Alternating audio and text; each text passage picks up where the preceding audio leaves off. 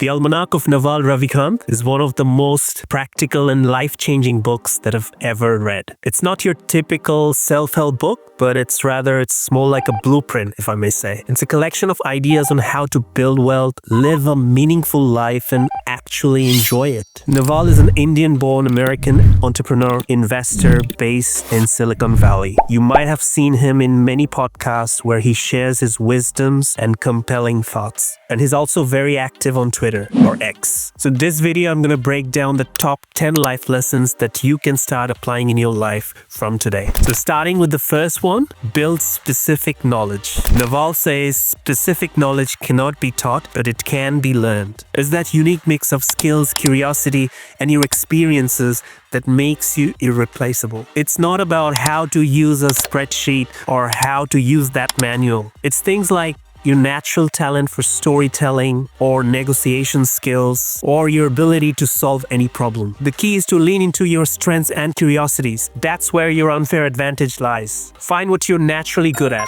No one can compete with you on being you. Most of life is a search for who and what needs you the most. Naval also advised people to be a maker who makes something interesting people want. Show your craft, practice your craft, and the right people will eventually find you. Alright, the next one is play long-term games with long-term people. Quick wins are tempting, but real success comes from long-term relationships and long-term thinking. Whether it's business partners, friends, or even colleagues, surround yourself with people with high integrity and are in it for the long haul. The trust that you build with the right people compounds like interest. He mentions here that all the returns in life, whether in wealth, relationship, or knowledge, come from compound interest.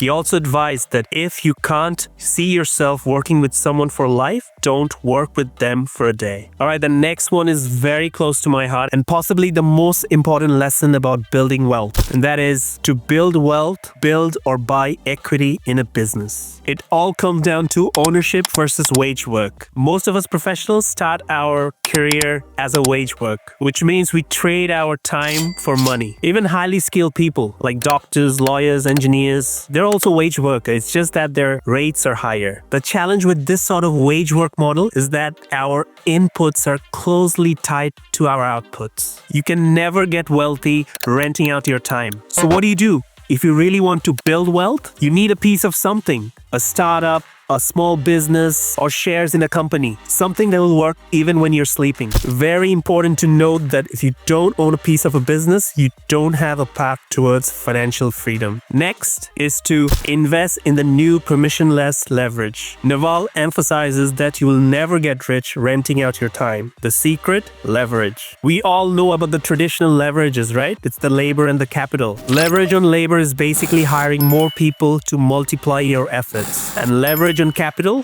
basically money working hard to make more money. But the new generation's fortune, all are made through code or media. Joe Rogan making $50 to $250 million a year from his podcast. And then there's the biggest YouTuber, Mr. Beast, who's a billionaire. Their wealth is all media-based leverage. So coding, writing a book, recording a podcast, making YouTube videos, these are all permissionless. You don't need anyone's permission to do them. And that's why they're the best kind of leverage. So apply specific knowledge with leverage and eventually you will get what you deserve. Earn with your mind, not your time. Next, just be patient. Everybody wants to get rich immediately, but the world is an efficient place. Immediate doesn't work. You do have to put in the time. It does take time, even everything is in place. There is an undetermined amount of time that you have to put in. And if you're counting, you will run out of patience before success arrives. People are oddly consistent. Karma is just you repeating your patterns, virtues, and flaws until you finally get what you deserve. Always pay it forward. And don't keep count. Coming to the next one,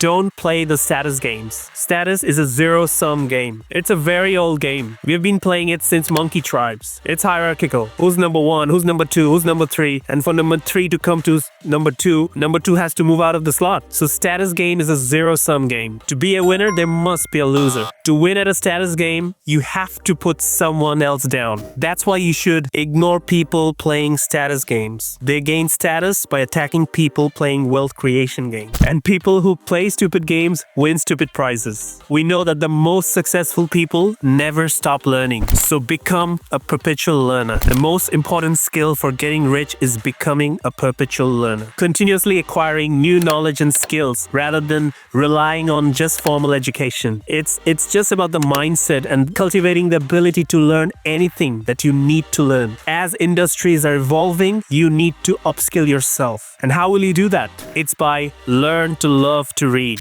Read a lot, just read. We live in a time where knowledge is in our fingertips. The means of learning are abundant. It's just the desire to learn that's scarce. So read what you love until you love to read. Follow your curiosity and let one book lead you to the next one. Next is happiness is learned. Like any other skills, this can be learned too. Happiness is being satisfied with what you have. Success comes from dissatisfaction. Choose. Happiness should be the default state. Happiness is there when you remove the sense of something missing in your life. If you see little kids, they live in the moment, and that's why they're so happy. They don't think about the past or worry about the future. So practice living in the present. It's built through gratitude, mindfulness, and choosing how you react to life. And finally, the last one, care for yourself. Your body is the engine that makes everything else possible. Eat well, move daily, sleep enough, and protect your mental space. All the money in the world wouldn't mean anything if your health is not right. So take care of that one body that you have. Take care of your mind by filling it with useful things. And take care of your relationships. These are the things that ultimately matters. A calm mind, a fit body, and a house full of love. These things cannot be bought. These must be earned. So there you have it, 10